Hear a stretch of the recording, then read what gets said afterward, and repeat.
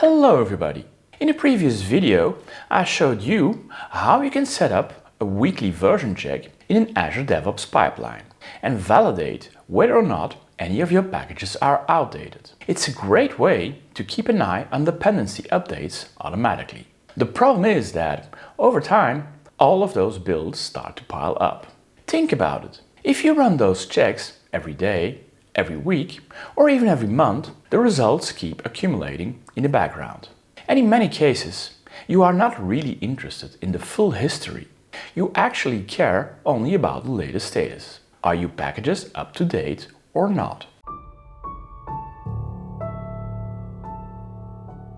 This is Stef from Samayas, and welcome to my channel. So, previously I created a dedicated Azure DevOps build pipeline that does only one thing: check for packages update across all my build pipelines. Of course, build per build. You can run it daily, weekly or monthly, and then use that information however you like. You can display it on the dashboard, send email notifications, trigger auto actions, and much more. The possibilities are pretty much endless. But then again, the real value is in the most recent results. All the other successful or failed builds usually don't matter anymore. Yet, depending on the frequency of those runs, checks, they continue to accumulate and clutter your build history. So today, I wrote some code to automatically clean up those old builds and keep things nice and tidy. So, let's dig in. So, I connected to my Azure DevOps, and under there I went to a tools project, and those two tools are projects which I've also distributed to NuGet, which you can freely download.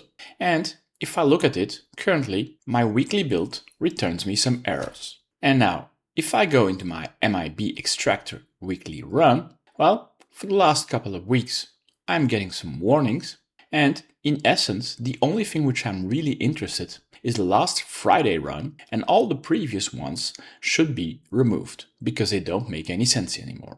They're either okay or they're not okay. Now in the past I was maintaining and cleaning up the previous builds myself, and that meant going into each build, going to the previous build, right-clicking and simply pressing delete. And of course, when you do that, it simply removes it and it's gone. However, depending on the policies of your project, that does not work for everything. Builds which are failed, you can always remove and they're never retained. However, builds who succeeded can be retained, and depending on the configuration, might have a protection in place. And that means here I don't have a delete button and I cannot easily remove it. I first need to go to the view retention release. I need to remove that, and only then can I choose and delete it. And that is also an action that I need to do in code.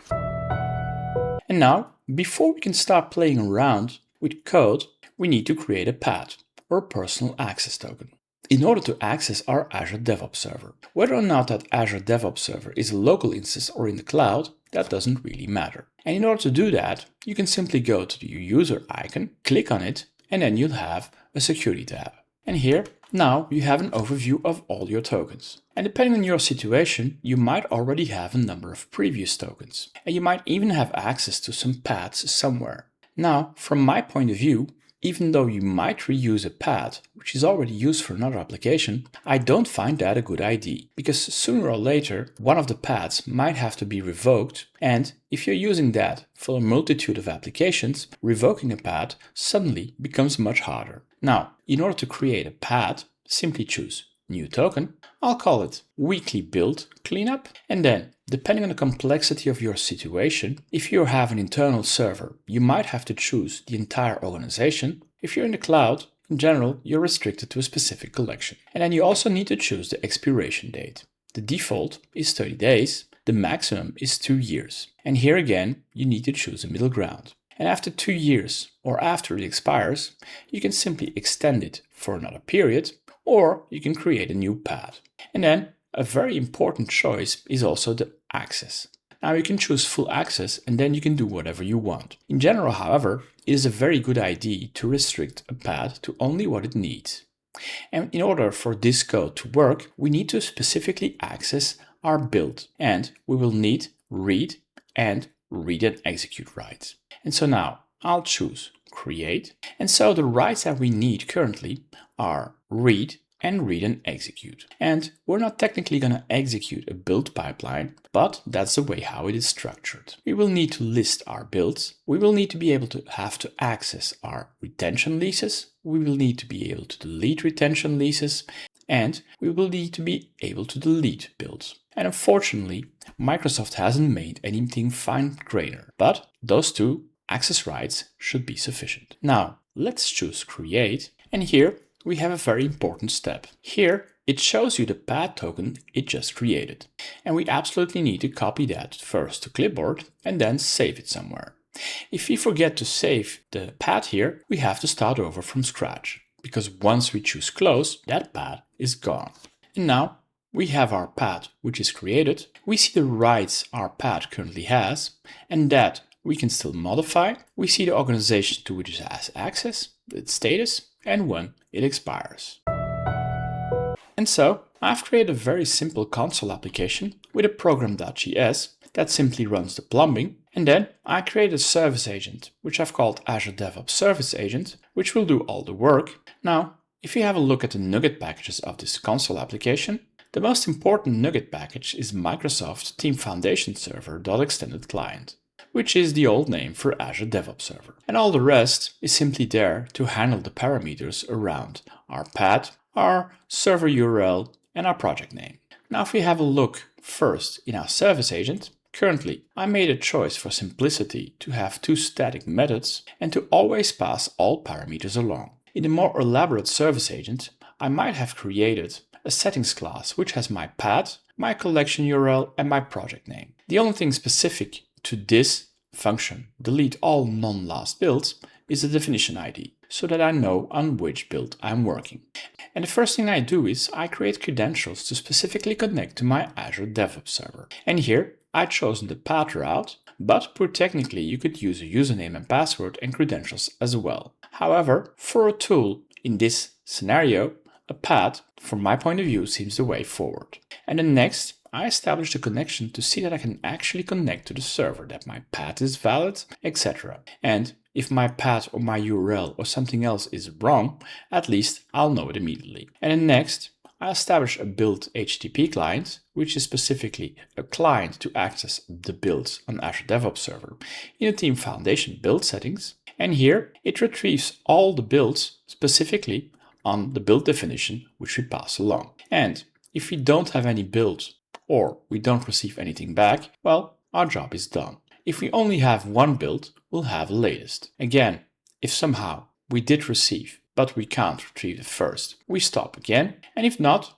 we loop through all the builds with the exception of the first build. And here, an important thing, for each of our builds, we need to verify that there's a retention lease on there. If there's no retention lease, we can simply delete it. If there is a retention lease, well, we first have to loop through each of those leases and remove those retention leases. And only afterwards can we delete the build. And inside of for each, I even put a catch that if one build fails, he still continues with the next one. Very simple code.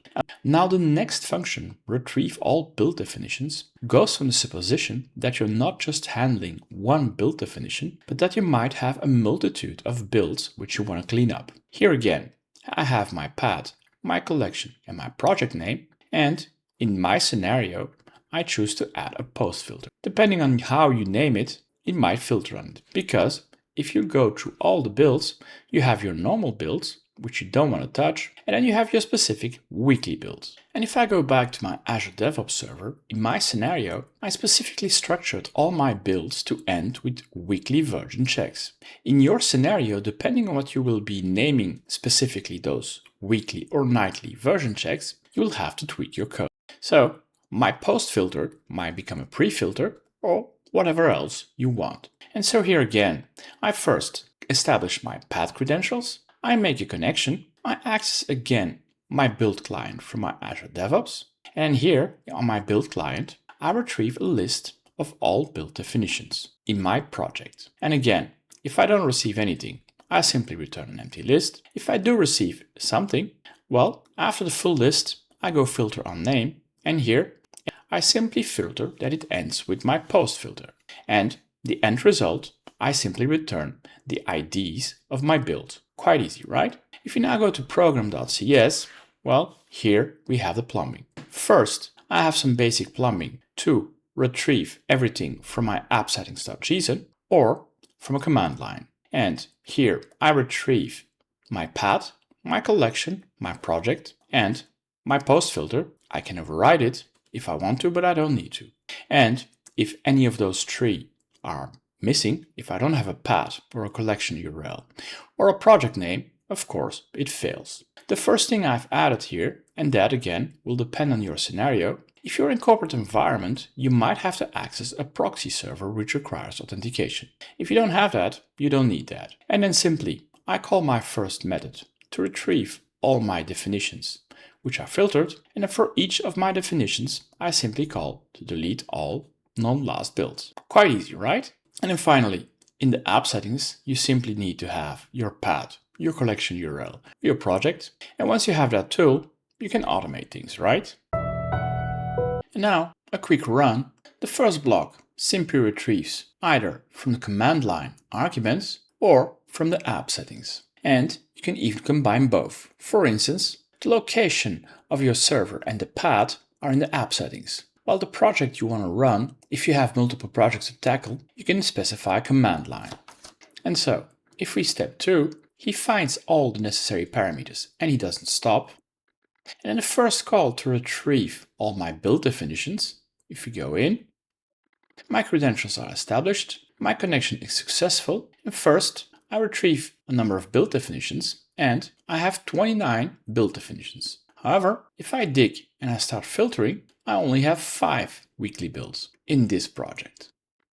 And now, for each of the build definitions, let's go into one. If we go into my MIB extractor, my latest is successful, the previous 3 are red, and the 3 below are green, but one still has retentions. So let's tackle this one. So if we now step into the right definition, again, I establish my connection, and now I retrieve all the builds, and currently I have 7 builds, which is correct. I locate my first build, I skip my first build, and for each of those builds, I check if there's any leases. The first one or the second one is failed, so I don't have any leases. I can simply delete it.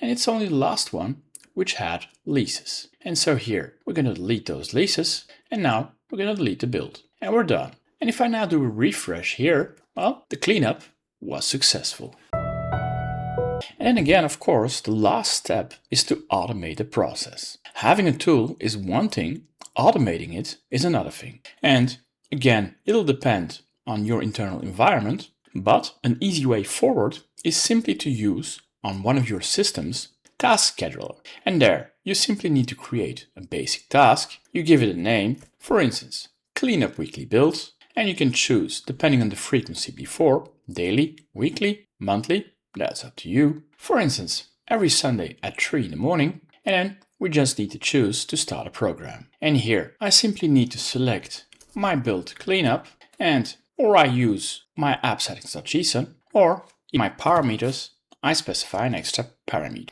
And for instance, as a project name, I specify my project, and then if I have multiple projects, I simply call that multiple times. Quite easy, right? And finally, we just need to finish, and now we have a new job.